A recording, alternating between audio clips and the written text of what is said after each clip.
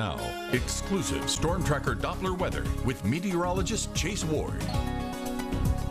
We're starting off mostly quiet this morning. The skies have cleared. There are some locations seeing a little bit of patchy fog, but we're not tracking anything on Doppler radar this morning. We had some scattered shower storms move through yesterday, and there's actually another frontal boundary lingering not too far away, but this particular boundary layer is not going to be doing a whole lot, at least for us, at least not within the short term here, because this boundary layer is going to be kind of weakening as it kind of grazes parts of South Arkansas.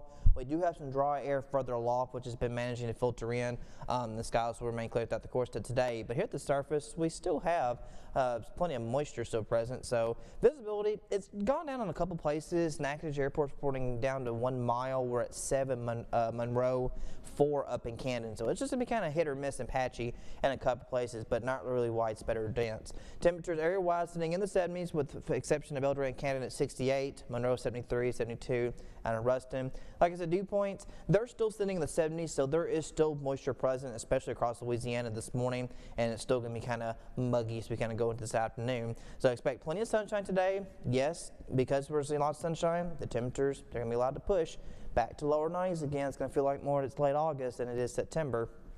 As forecast, the highs will push as high as 94, some places high as 95 to near 96. Heat index values will be pushing 99 to near 100 degrees, and might be a few degrees warmer than that as we go into tomorrow. But at least we're expecting a bit of a cool down. We will fall to lower 80s as we progress into the weekend with our frontal system that will arrive, and then there will be a gradual warm up again as we go into next week. So kind of just a little fake fall, as some people like to call it. So that's definitely going to be the case scenario. So that first frontal boundary stays up to the north, but our secondary one's going to be arriving as we go into late Friday, and this one's going to be a bit more potent than what we have been dealing with, especially with the one we saw yesterday and the day before. This one will kind of start to graze into the Arclimus, shower thunderstorms to develop near the boundary layer, as our winds will shift northerly going into the weekend, and combined with the cloud cover, it's really going to help kind of cool down the temperatures a little bit. So this afternoon, it's still pleasant, but it's just going to be very warm, and it's still muggy. We push those mid-90s, and then as we go overnight, mostly quiet, winds still remain mostly out of the south, and as we head into our Friday,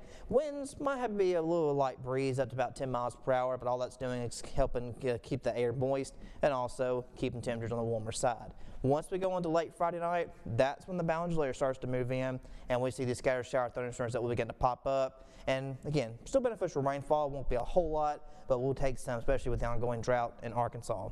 Now here's a look at the tropics out in the Atlantic. We still have this one cluster of storms becoming a bit more organized, likely to become a tropical depression by the weekend. We'll be watching the system as it tracks its way further to the west, as it's still in a very conductive environment over the warm waters, and very little shear that it's having to fight. So tonight we're going to fall to lower 70s, staying mostly clear. Then through tomorrow, we're going to be in the mid-90s with a mixture of sun and clouds. It's getting a little bit hotter though, but then we expect to cool down over the weekend and then a gradual warm up into next week.